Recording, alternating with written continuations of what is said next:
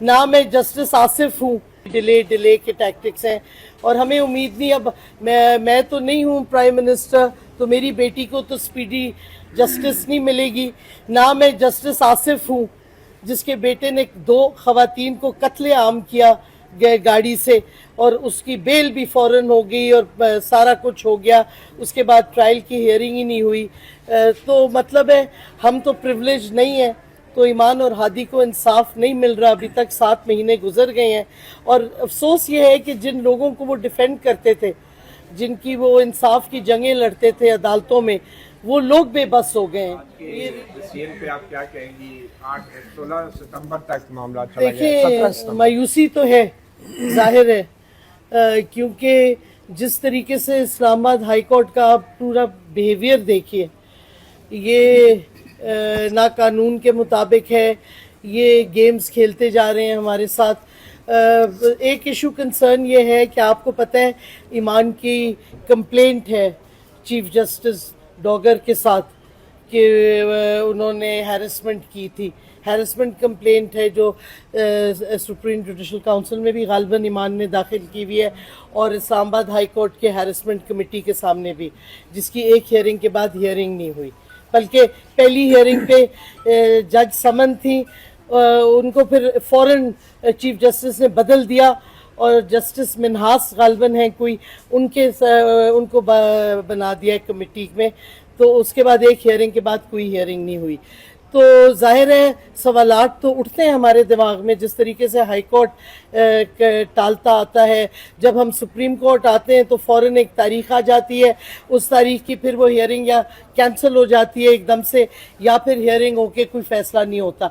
आज 7 महीने पूरे हो गए ईमान और हादी की, जो मैं कहती हूँ शैम ट्रायल से इलीगल कन्विक्शन, क्योंकि ना उनको डिफेंस का मौका मिलना गया, ना फाइनल स्टेटमेंट का, ना क्रॉस एग्जामिनेशन का, और जिस तरीके से उनका अरेस्ट हुआ और दूसरे दिन फिर अडियाला में उनकी वीडियो लिंक से कोशिश की पेश करने की और फिर ऑर्डर पास हो गया। और वो ऑर्डर सबको पता है मजोका का एक जोक ही था कि उसमें फिर कई पैराग्राफ हटाने पड़े क्योंकि उन्होंने हमारी फॉरेन पॉलिसी को तबाह कर दिया था। तो ये शैम ट्रायल है और लीगली कोई ग्राउंड पे ये सस्टेन नहीं कर सकते इस कन्विक्शन को। तो जैसे फैसल साहब हमारे जो लॉयर हैं, उन्होंने क्लियरली कहा है कि ये डिले के टैक्टिक्स हैं और हमें उम्मीद नहीं, अब मैं तो नहीं हूँ प्राइम मिनिस्टर, तो मेरी बेटी को तो स्पीडी जस्टिस नहीं मिलेगी। ना मैं जस्टिस आसिफ हूँ जिसके बेटे ने 2 खवातीन को कत्लेआम किया गाड़ी से और उसकी बेल भी फौरन हो गई और सारा कुछ हो गया, उसके बाद ट्रायल की हियरिंग ही नहीं हुई। तो मतलब है हम तो प्रिविलेज नहीं है, तो ईमान और हादी को इंसाफ नहीं मिल रहा। अभी तक 7 महीने गुजर गए हैं और अफसोस ये है कि जिन लोगों को वो डिफेंड करते थे, जिनकी वो इंसाफ की जंगें लड़ते थे अदालतों में, वो लोग बेबस हो गए हैं। ये रेडीबान के इधर है, ये जो इनसे पूछें इनके साथ क्या अब हो रहा है। जो प्रोटेक्शन इनको मिलती थी क्योंकि इनके वकील कोर्ट्स में जाके लड़ते थे इनके लिए, वो इनको नहीं मिल रही। सीडीए जो इनके साथ कर रही है, आप इनसे खुद पूछ लें।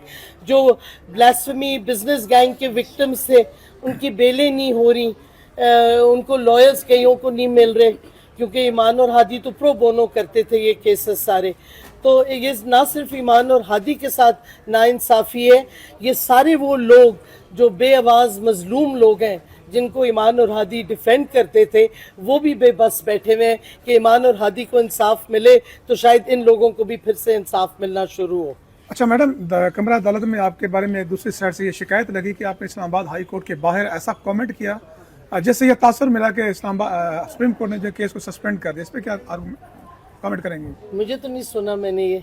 अच्छा ये कहा गया, लेकिन आपने सुना? किसने कहा था? FIA वाले ने। दूसरी साइड से क्या कह रहे थे कि आपने हाई कोर्ट के बाहर कोई ऐसा कमेंट किया जिससे ये तासुर मिला है कि सुप्रीम कोर्ट ने ऐसा कोई हुक्म दिया है कि केस खत्म हो चुका है। मैंने तो ऐसा कोई हुक्म दिया है ना कमेंट दिया है।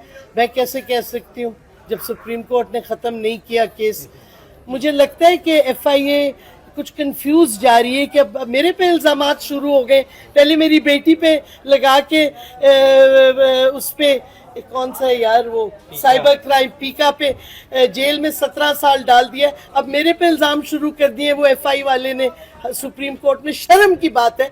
उनको क्विक पॉइंट लीगल नहीं मिलते कि अब पूरी फैमिली को टारगेट कर रहे हैं वो. अच्छा डॉक्टर साहब, आपको याद होगा कि जब मेरे ख्याल में एक बार आप जब जेल में गई थी PDM 1 के दौर में, तो जब आप रिहा हुई थी जमानत पे, तो आप विक्ट्री साइन बनाने की कोशिश कर रही थी, तो ईमान ने आपको रोक दिया था विक्ट्री साइन बनाने से. तो अब अगर ईमान की सजा सस्पेंड होती है, आप ईमान को भी रोकेंगी विक्ट्री साइन बनाने से? देखिए जब होगा तो देखी जाएगी क्या सर्कमस्टांसेस है. जी, आज केस की दूसरे दिन समाअत हुई है जो कल से चल रही थी, और बेसिकली हमारा कहना ये था कि हमारी जो सस्पेंशन एप्लीकेशन है ईमान और हादी की हाई कोर्ट में, वो despite the directions of the Supreme court के वो 15 दिन में डिसाइड की जाए. जो 12 मई को 2026 को डायरेक्शंस इशू हुए थे, उन पे अभी समाअत ही शुरू नहीं हुई है, एक भी हियरिंग नहीं हुई एक्चुअल सस्पेंशन एप्लीकेशन. तो हम ये पहले भी आए थे जुलाई में सुप्रीम कोर्ट डायरेक्शंस के बाद. तो उस वक्त जो AG थे उन्होंने ये कहा दिया कि ये 24 जुलाई को लगा हुआ है, आप ना सुने तो सुप्रीम कोर्ट में एडजर्न्ड हो गया. फिर जब 24 जुलाई को लगा तो उस दिन भी सस्पेंशन एप्लीकेशन की समाअत नहीं हुई. तो फिर अब हम दोबारा आए हैं, तो कोर्ट ने, we are very grateful to the Supreme Court कि आज दूसरे दिन भी उन्होंने सुना. और क्योंकि अब यही होता है कि जब हम सुप्रीम कोर्ट आते हैं तो फिर मैजिकली इस्लामाबाद हाई कोर्ट में पता नहीं किस तरह जादू है एक, जिसके थ्रू लग जाता है. तो वो कल खबर आई कि वो 8 सितंबर 2026 को लग गया है. तो फिर सुप्रीम कोर्ट ने कहा कि एक तारीख और देख लेते हैं, अगर ये फिर भी फैसला नहीं करते तो फिर हम यहाँ पे हैं. और उन्होंने, दे बीन वेरी ग्रेटफुल कि उन्होंने राइट आफ्टर द 8th इसको 17 सितंबर को लगा दिया, और वो यही बेंच सुनेगा because it is a part heard matter.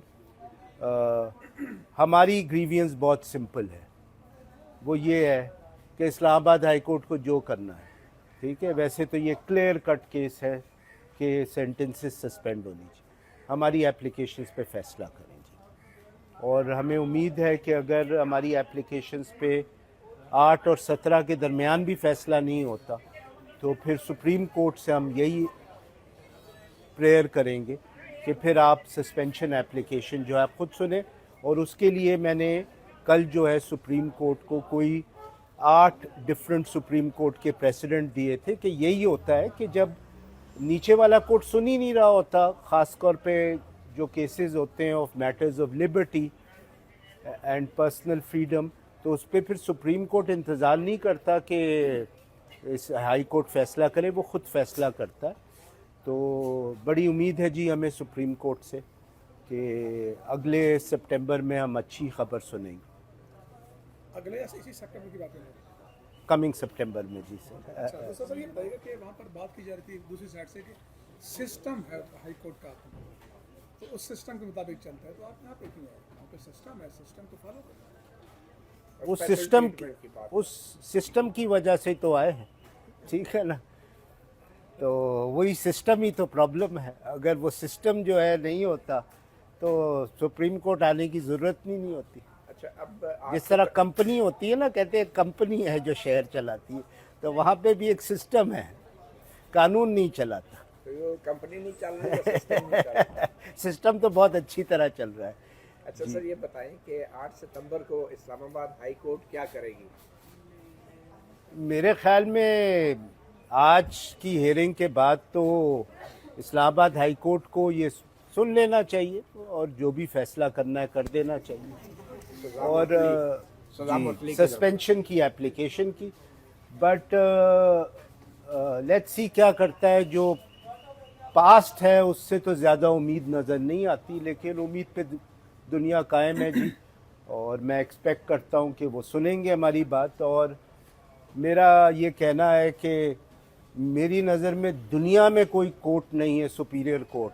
Even Somalia का हाई कोर्ट भी इस किस्म की सज़ा जो दी गई है उसको सस्टेन नहीं कर सकता. अगर किसी कोई I can't think of a single high court in the world जो जिस किस्म का ट्रायल हुआ है, शैम ट्रायल हुआ है, इसकी सज़ा सस्टेन. और यही वजह है, देखिए ये सिस्टम है, यही वजह है कि जब लोगों को मालूम होता है कि अल्टीमेटली एक जजमेंट सस्पेंड नहीं हो सकती तो लोगों को अंदर इस तरह रखा जाता है कि उनकी सुनवाई ना हो.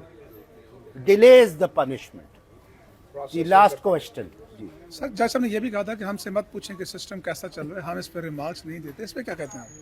देखिए, मैं जज साहब के कमेंट पे तो कुछ नहीं कहना चाहता. बस आपके जहन में ये बात ज़रूर होनी चाहिए कि ये वही जज साहब है जिन्होंने इस्लामाबाद हाई कोर्ट के ट्रांसफ़र केसेस में डिसेंट लिखी थी.